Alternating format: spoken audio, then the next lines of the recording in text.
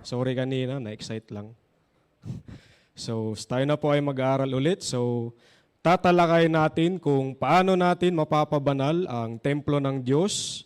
Mas maliliwanagan pa po tayo kung gaano kaimportante ang ating diet at kalusugan sa atin pong kaligtasan.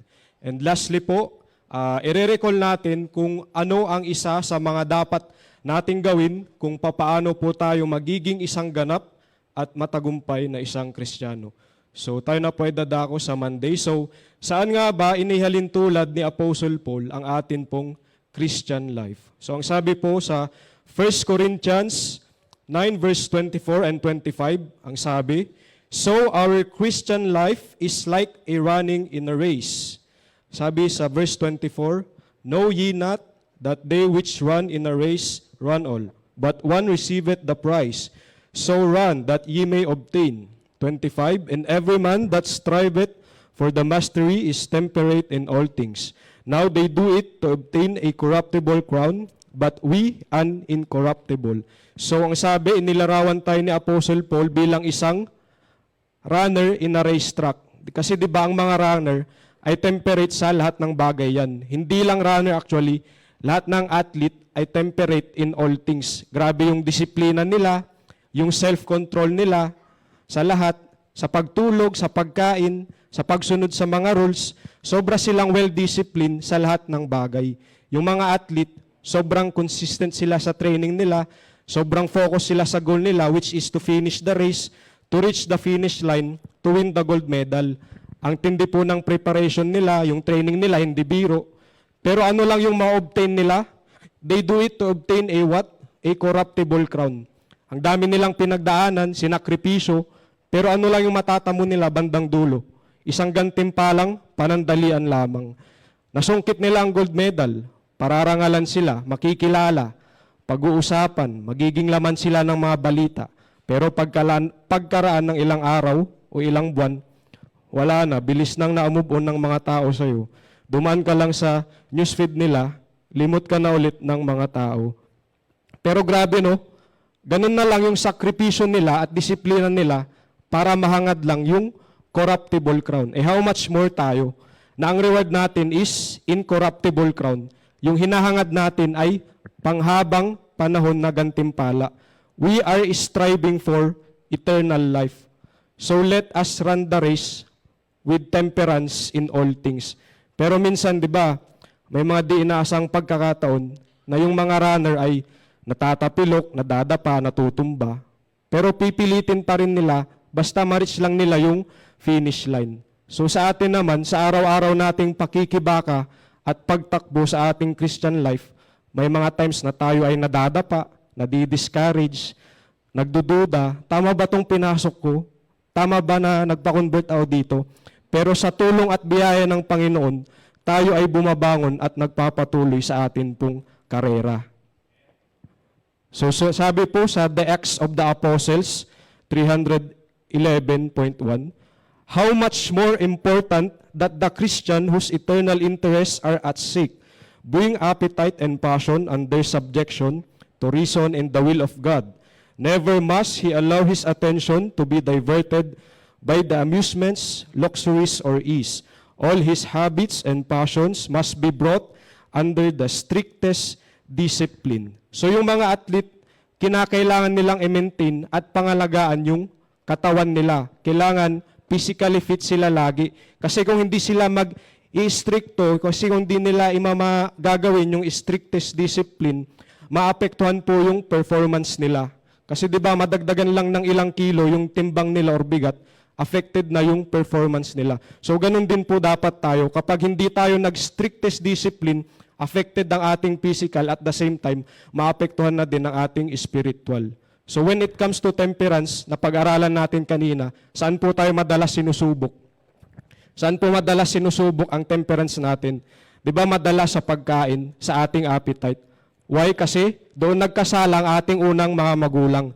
Yung diet natin, yung appetite natin, dapat kailangan according lagi sa will ng Panginoon. Kaya gusto ng Diyos na healthy tayo. God is requiring us to be a healthy.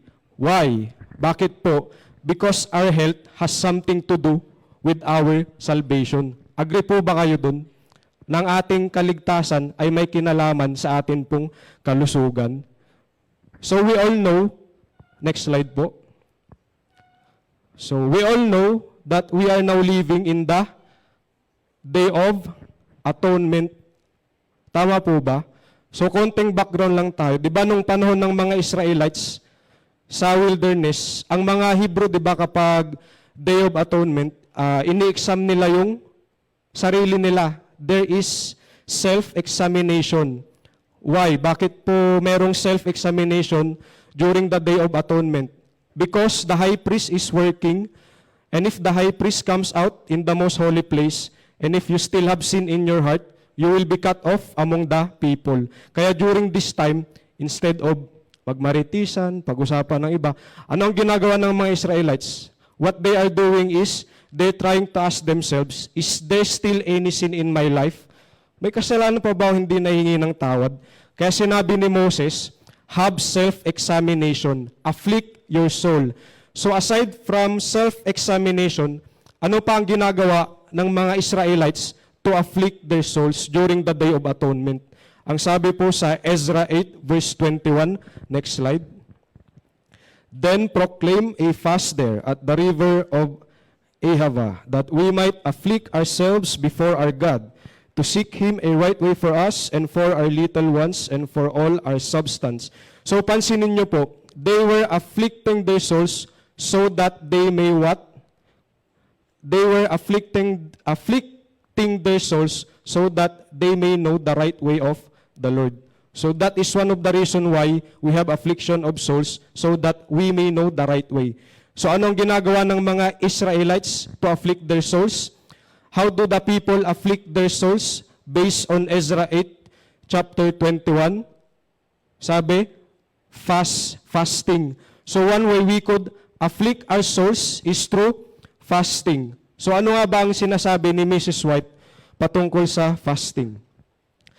Matatagpuan sa Counsels on Diets and Foods, page 187.4, sabi, difficult points of present truth have been reached by the earnest efforts of a few who were devoted to the work. Fasting and fervent prayer to God have moved the Lord to unlock His treasuries of truth to their understanding.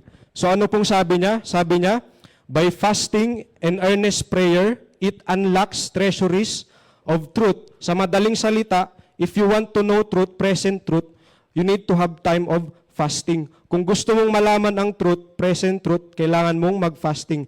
Because fasting, ang sabi, it unlocks treasuries from heaven. Pero paano yun? Fasting. Hindi na pala ako kakain. So, fasting is not just about not eating. There's another side of fasting that is very, very important. So, ano nga ba ang true fasting? Next slide. So what is true fasting? The true fasting, which should be recommended to all, is abstinence from every stimulating kind of food and the proper use of wholesome, simple food which God has provided in abundance. So what is true fasting, brethren?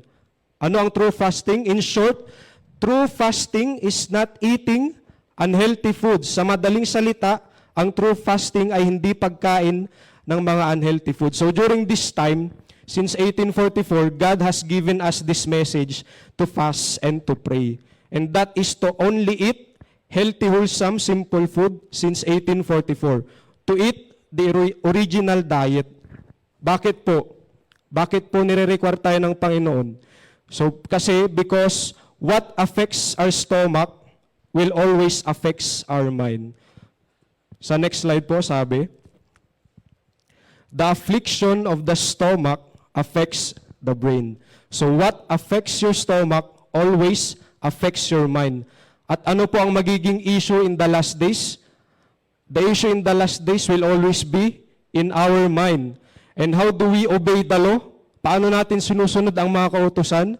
Ang sabi po sa Romans 7 verse 25, next slide, I thank God through Jesus Christ our Lord. So then with the mind, I myself serve the law of God, but with the flesh, the law of sin. So ang sabi, we obey the law through our minds. In the last day, saan ilalagay ang mark of the beast?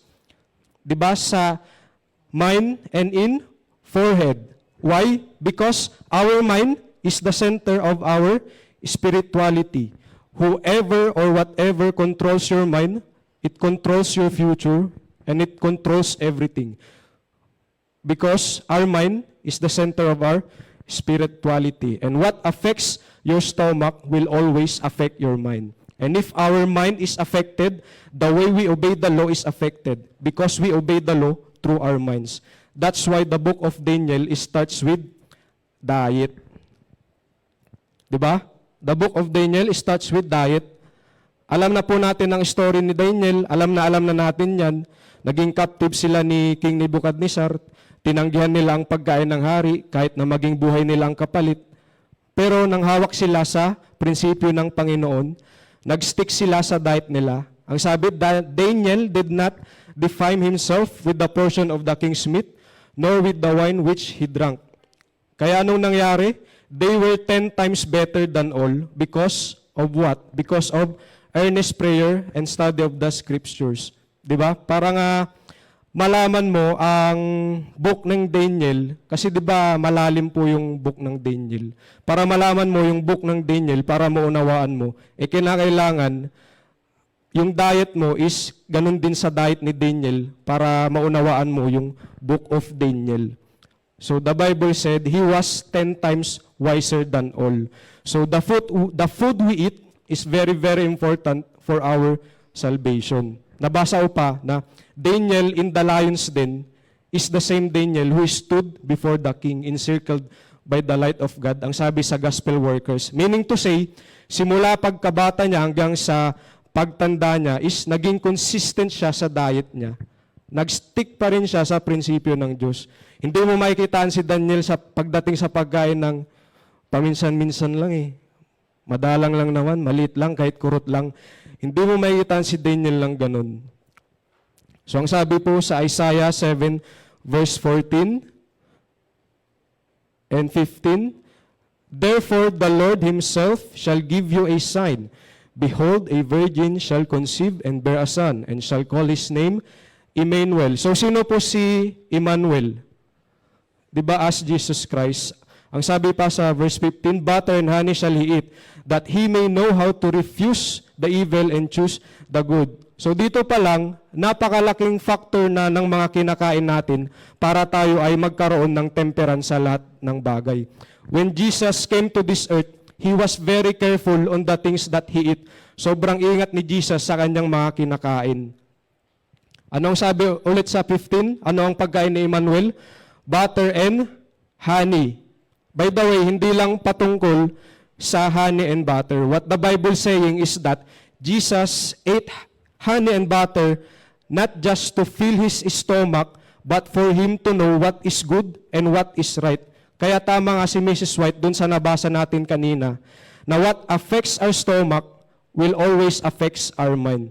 And when our mind is affected, our spirituality is affected. That's why our diet is very, very important.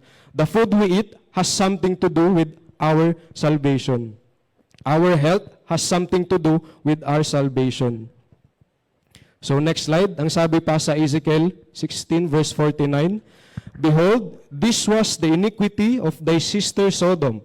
Pride, fullness of bread, and abundance of idleness was in her and in her daughters. Neither did she strengthen the hand of the poor and needy.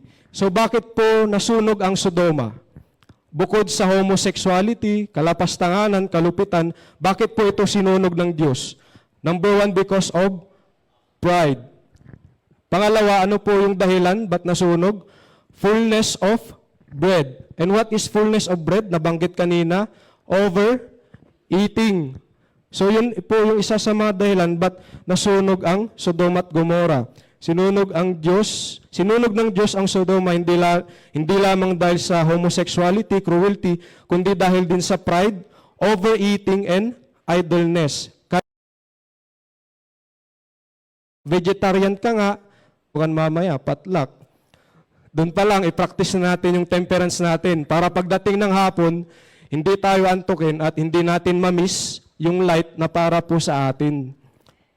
So kaya gusto ng Diyos na baguhin ang diet natin because it changes our mind. So yun, ang sabi sa The Review and Herald, October 21, 1884. Next slide. Next slide po. Thank you. So Moses preached a great deal on this subject. And the reason the people did not go through the promised land was because of, paibasa nga pong lahat, repeated indulgence of appetite. 9/10 of the wickedness among the children of today is caused by intemperance in eating and drinking. Adam and Eve lost Eden through the indulgence of appetite, and we can only regain it by the denial of the same. So, posible din po bang mangyari to sa atin na marami sa atin ang hindi makakarating sa langit because of repeated indulgence appetite? Yes, di ba? So, kaya napakahalaga po ng diet at appetite sa atin pong kalusugan. So, para po sa ating last slide, Temperance 201.3. The work of reformation must commence at your what? Tables, and then be carried out conscientiously in every place, under all, and every circumstance. Your eternal destiny depends upon the decision you make now. So, brethren, we are now living in the day of atonement, to fast and to pray. If you want to start a reformation in our life, in ourselves, if you want to change and say, Lord, I want to be faithful to you. Lord, I want to have more Bible studies. Lord, I want to pray more. I want to attend more in our meetings in the church. The first thing that we need to do is to change our diet, to eat only the original diet, to have the diet of Daniel. Kasi kung sa pagkain pa lang, hirap ka ng mapanagumpay, what more sa mga ibang bagay, di ba? Mas mahirapan kang makapanagumpay. So bakit po napalayas si Adam and Eve sa Garden of Eden? Because of appetite. So ang sabi kanina, para makabalik din tayo ulit sa Garden of Eden is through by also appetite. So yun lamang po ang atin pong pag-aaral sa umagang ito. Naway na-bless po ang bawat isa kung gaano po kaimportante ang ating mga kinakain sa atin pong kaligtasan. Happy Sabbath po.